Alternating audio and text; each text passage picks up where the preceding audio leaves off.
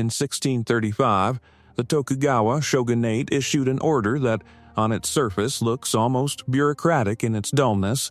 Every regional lord in Japan, every daimyo, was now required to spend alternating years living in the capital, Edo, under the shogun's direct watch, and to leave his wife and children behind in Edo permanently as a standing condition of his absence.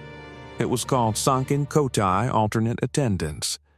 No army marched, no castle burned. And yet this single administrative policy did more to permanently defang Japan's warrior aristocracy than a century of warfare had managed to achieve. This is the story of how the Tokugawa Shogunate solved a problem that had destroyed the system before at the Ashikaga Shogunate's inability to control its own vassals, not through better weapons, but through better architecture of dependency. To understand why sankin-kōtai was such a devastating instrument of control, you have to understand what came before it. The Ashikaga Shogunate, which ruled Japan from 1336 to 1573, never solved the fundamental problem of feudal power. It granted regional lords real military and economic autonomy in exchange for nominal loyalty, and then had almost no mechanism to enforce that loyalty once a daimyo grew strong enough to ignore it. The shogun in Kyoto held a title, a court, a ceremonial claim to authority, but real power increasingly pooled in the provinces among lords who commanded their own samurai, taxed their own land, and answered to Kyoto only when it was convenient. By the late 15th century, this arrangement collapsed entirely into the Sengoku period, over a century of open civil war during which the shogunate's authority became almost fictional. Provincial warlords fought each other directly for territory, several openly displacing the Ashikaga family itself.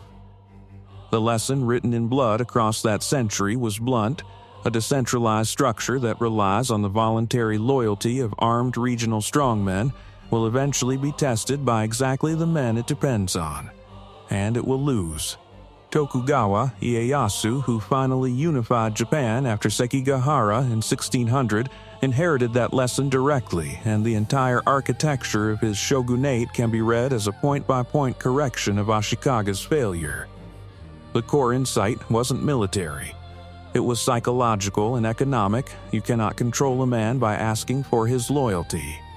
You control him by making disloyalty catastrophically, individually expensive, and by making loyalty look, on paper, like the daimyo's own idea. Sankin-kōtai accomplished this through a mechanism almost elegant in its cruelty. Every daimyo had to maintain 2 full households, one in his home domain, one in Edo, and travel between them with an enormous ceremonial procession befitting his rank, which he was expected to fund entirely himself. The costs were designed to be crushing. Some domains spent more than half their annual revenue simply moving their lord and his retinue back and forth, and maintaining a second residence in the capital. This wasn't incidental expense, it was the entire point. A daimyo, drowning in the cost of maintaining appearances in Edo, had no surplus capital left to fund a rebellion. And because his wife and heir remained permanently in Edo, essentially as honored hostages, dressed up as a courtly custom, any daimyo contemplating revolt back home was contemplating it with his own family, sitting inside the shogun's capital, within easy reach. What makes this system psychologically sophisticated rather than merely coercive is that it never asked the daimyo to feel controlled. It asked him to feel honored. Attendance at the shogun's court was framed as prestige, not surveillance, a mark of the daimyo's status within the feudal hierarchy, an opportunity to display wealth and refinement before his peers. The processions became genuine spectacles, elaborate displays of a domain's cultural sophistication, and daimyo competed with each other over the splendor of their entourages, the way rival aristocrats compete over anything status-coded.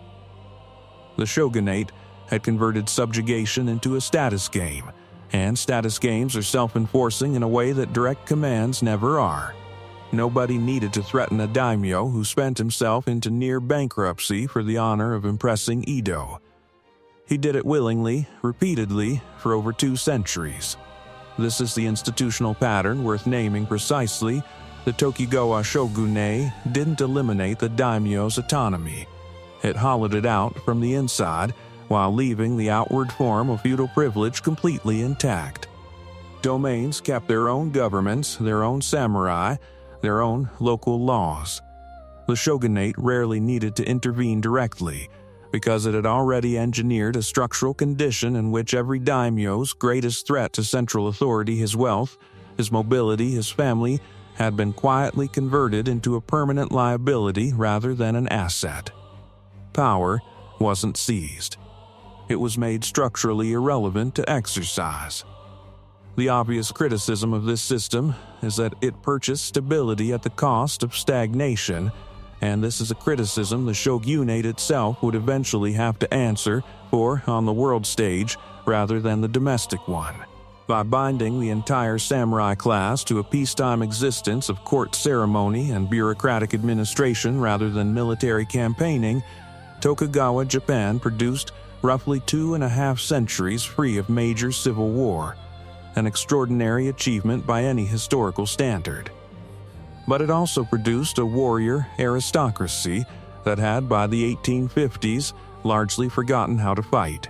When Commodore Perry's American fleet arrived in Edo Bay in 1853, the shogunate that had perfected the art of controlling its own nobles found itself with almost no coherent answer to a threat from outside the system it had spent 200 years perfecting. The very mechanism that had eliminated internal rebellion had also eliminated the military adaptability the state would eventually need.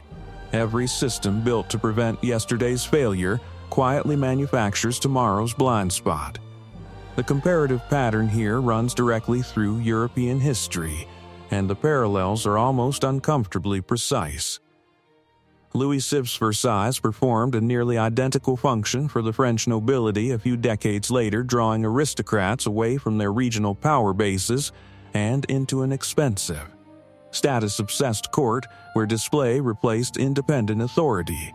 French nobles bankrupted themselves competing for royal favor at Versailles in almost exactly the way Japanese daimyo bankrupted themselves competing for prestige in Edo.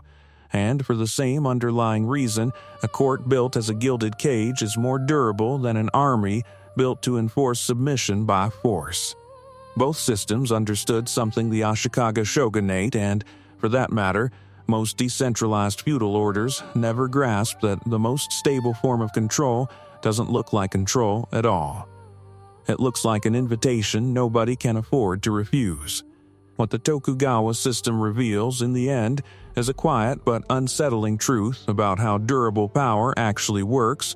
Fear is expensive to maintain and prone to producing exactly the resentment that eventually breaks it. Prestige, dependency, and ritualized status are cheaper, more durable, and far harder to resist, because the people trapped inside the system rarely experience it as a trap at all.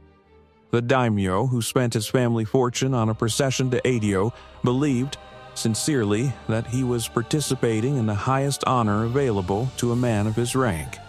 He was also, without ever quite noticing it, disarming himself, year after year, procession after procession, in service of a peace that would outlast his entire lineage, and that, more than any battle ever fought under the Tokugawa banner, is the real architecture of the shogunate's 2.5 centuries of control.